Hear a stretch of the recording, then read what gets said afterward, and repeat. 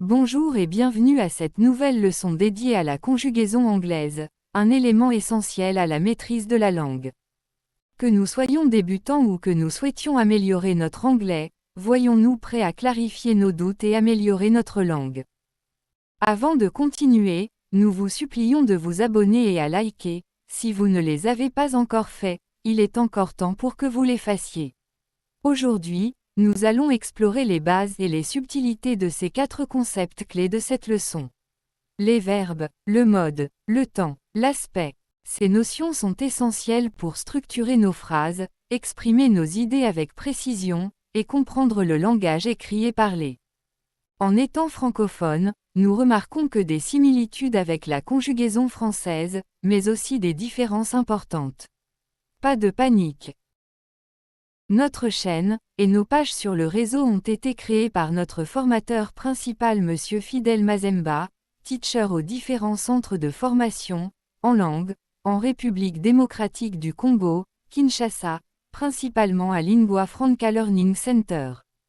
LFLC en abréviation, pour un apprentissage optimal, pour un public francophone apprenant de l'anglais. Sommes-nous prêts ou prêtes à mieux comprendre la conjugaison anglaise ? Prenons nos notebooks et stylos, la marque Big Bic est recommandée, et commençons tout de suite. Les verbes. Un verbe est un mot qui exprime une action ou, qui décrit un état ou une situation. Il vient du thème latin, verbum, ce qui veut dire, mot, mais pas un mot comme tous les autres mais le mot le plus important d'une phrase. Il nous renseigne sur ce qu'une personne ou une chose fait, ce que la personne ou la chose est, ce qui est fait à une personne ou à une chose. La classification des verbes. En anglais, les verbes sont classifiés en se basant sur des diverses variables, notamment par leur fonction, auxiliary verbs et ordinary verbs, par leur nature, action verbs et stative verbs, par leur relation au complément d'objet, transitive verbs, intransitive verbs et le distransitive verbs, par leur verb subject agreement, finite verbs et non-finite verbs, par leur forme, regular verbs et irregular verbs, par leur structure, single verbs, simple verbs et multi-word verbs, par leur usage, auxiliary et linking verbs. Notons la classification de auxiliary verbs et de ordinary verbs. Pour la classification générale de la conjugaison est une classification de la manière élémentaire, juste pour une facilité de la compréhension, car les verbes sont classés, en suivant certains critères. Le mode. Le mode est la manière à laquelle une action est dénoncée par le verbe, qu'il représente. En anglais il y a 3 modes. Le mode indicatif, indicative mood. Il est le mode qui exprime une réalité ou des faits réels, des déclarations, et posant des questions. Le mode impératif, imperative mood.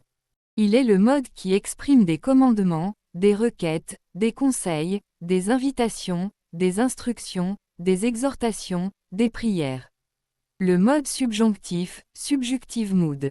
Il est le mode exprimant des situations hypothétiques et irréelles, des souhaits, des conditions.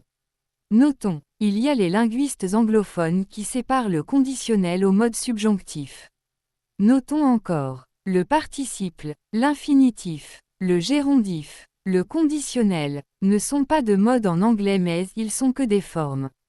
Pour rappel, n'oublions pas à nous abonner et à liker, pour nous soutenir. Tense. Il est le temps de la conjugaison anglaise, il reflète la place d'un verbe dans le temps, CAD, quand le verbe a, eu, aurait lieu. Ils sont généralement en 3, mais techniquement qu'à 2. Ils sont notamment present tense, past tense et futur. Present tense. Il décrit des actions ou états déroulant maintenant ou des actions ou des états habituels. Past tense. Il décrit des actions ou des états qui se sont produits avant le moment présent. Futur tense. Il décrit des actions ou des états qui dérouleront. Attention, il y a des linguistes qui affirment que le temps futur n'est pas un vrai temps, pour des raisons comme il se forme avec les auxiliaires modaux. Il est plus modal, car il exprime une modalité.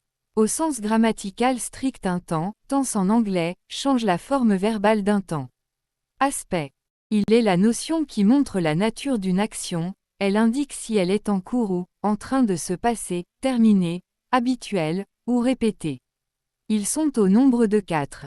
1. Aspect simple, qui met l'accent sur l'action, il indique sa durée ou son achèvement. 2. Continu ou progressif, qui indique soit l'action est en cours ou non encore finie. 3. Perfect aspect, il met l'accent sur des actions terminées à un certain moment. 4. Perfect continuous, il combine la nature continue et achevée de l'action.